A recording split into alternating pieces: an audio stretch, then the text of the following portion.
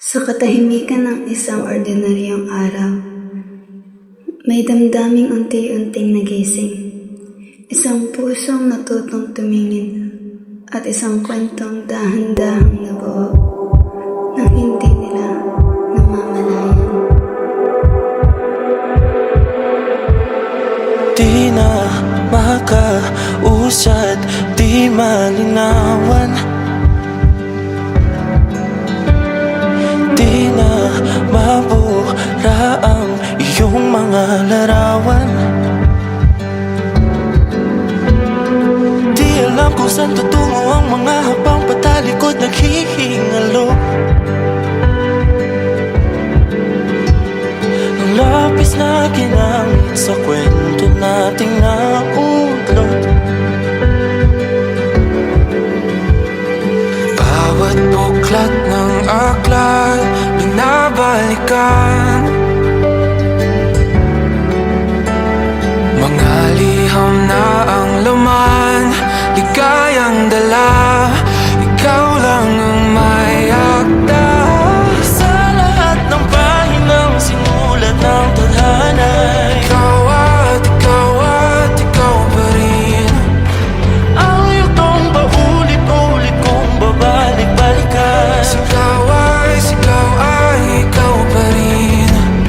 Patuloy kong panghawakan ang iyong mga salitang hindi na nakikita sa tingin ng iyong mga mata. Ngunit kung sarado na ang puso sa nadarama, pwede bang isipin mo kung bakit tayo nagsimula?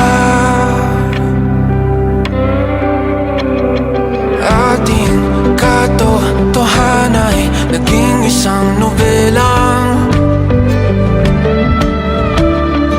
winakasan ng pagtutudang di na nalabanan. Nais na maramdaman muli kung paano isulat ang pangalan mo. Ngunit bawat letra'y mahirap nang iguhit dahil binubuo nila ang iyong mga pangako. Sa lahat ng pahinang sinulat ng tadhana'y ikaw at ikaw pa rin ang yugtong paulit-ulit kong mabalik-balikan. Sigaw ay ikaw pa rin. Simula sa wakas na di matuklasan, babalik kung saan di na natagpuan ng mga matang nakatanaw sa umpisa ng yugtong di na sana naisulat pa. Simula sa wakas na di matuklasan, babalik kung saan di na natagpuan ang mga matang nakatanaw sa umpisa ng yugtong di na sana naisulat pa. Sa lahat ng pahinang sinulat ng tadhana, ikaw at ikaw pa rin ang yugtong paulit-ulit kong babalik-balikan. Sigaw ay ikaw pa rin. Patuloy kong panghahawakan ang iyong mga salita, di na nakikita sa tingin ng iyong mga mata. Ngunit kung sarado na ang puso sa nadarama, pwede bang isipin mo kung bakit tayo nagsimula?